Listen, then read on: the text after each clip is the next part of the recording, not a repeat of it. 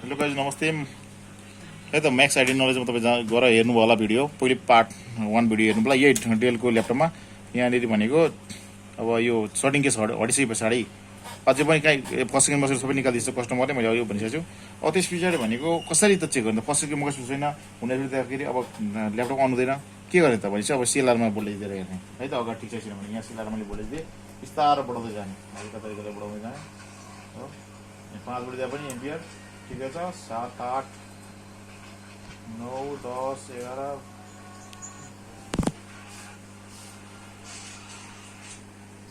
13 14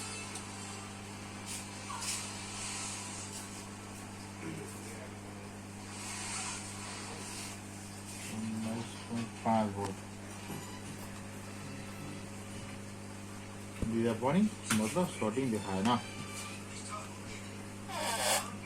यो भनेको अन पछाडि मात्रै 3-5 बन्ने हो यो